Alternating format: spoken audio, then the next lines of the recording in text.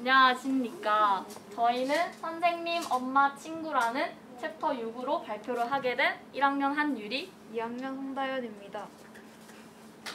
가장 먼저 목차를 소개해 드릴 건데요.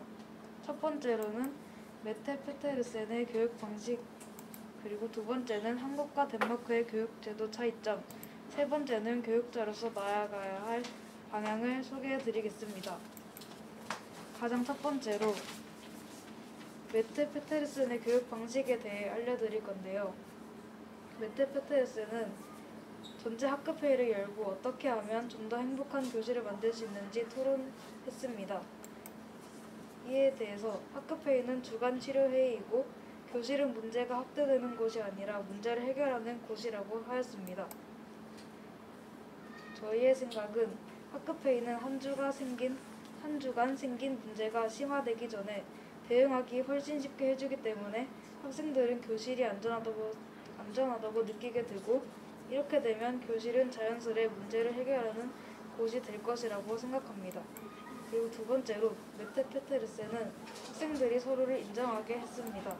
서로를 인정함으로써 친밀감이 형성되고 교실에 좋은 분위기를 만들게 했습니다.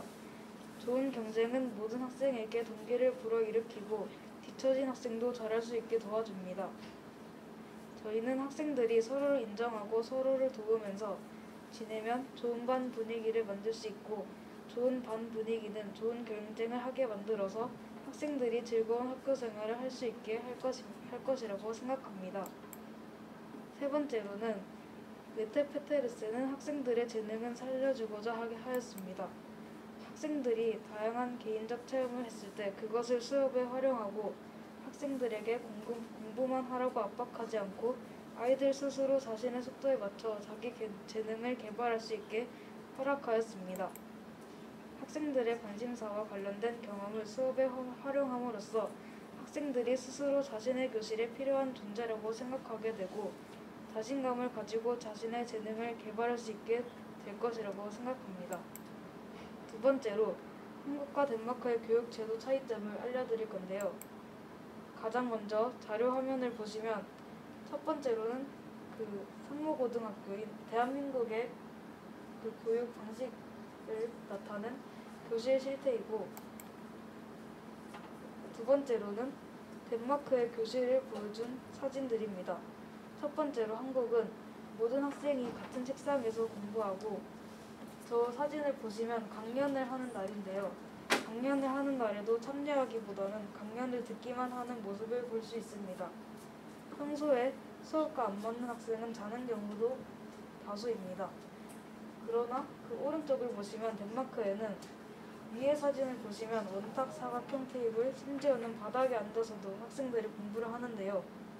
이것은 학생들마다 선호하는 공부 방식이 다른 것을 존중하기 때문입니다. 그리고 밑에 사진을 보시면 집과 같은 환경을 만들어준 공간이 있는데요.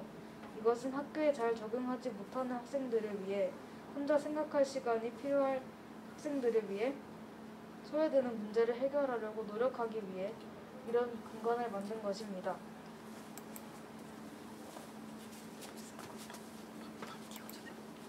네, 그렇다면 한국과 덴마크의 교육제도의 특징을 더 깊숙하게 들어가 보겠습니다. 먼저 한국의 교육제도부터 보자면 첫 번째로 주입식 교육입니다. 주입식 교육이라는 말은 대한민국의 학생이라면 한 번쯤은 들어볼 말일 텐데요.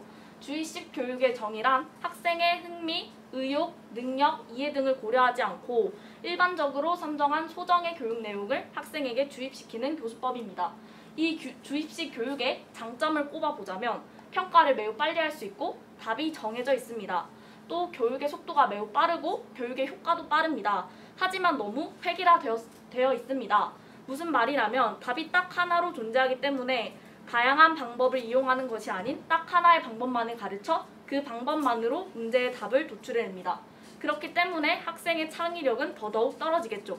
그리고 단점은 다른 점과 틀린 점을 구별하지 못합니다. 이건 지금 저를 포함한 모든 학생들이 현재도 느끼고 있는 것인데, 선생님이 어떤 질문을 던지면 거기에 바른 답을 했음에도 불구하고 선생님의 반응이 이상하거나 다른 애들이 그게 아니라 다른 것이다 라고 하면 그 순간부터 내 답이 맞는지 틀린지 헷갈리게 되는 것입니다. 그래서 학생들은 다음번에 발표에 도전하는 것이 점점 두려워질 것입니다. 이게 지속된다면 사회에 나가서도 이럴 가능성이 높죠. 또 주입식 교육은 실생활에서 사용할 수 없다는 것입니다. 이것 또한 우리가 쉽게 경험할 수 있는데, 예를 들어 토익 점수는 엄청나게 높은데 실제로 외국에 나가면 회화가 안 된다는 것. 이게 바로 주입식 교육이 실생활에서 사용될 수 없다는 것입니다. 그리고 두 번째는 극심한 교육 경쟁입니다. 이 극심한 교육 경쟁을 유발하는 평가 제도가 있는데 그게 바로 상대평가입니다. 우리는 중학교 때까지는 90점 이상이면 A, 이렇게 절대평가의 형태로 점수를 냈다면, 고등학교에서는 내 주변과 내가 더 잘해야 1등급이 뜨는 상대평가의 형태로 점수를 받습니다.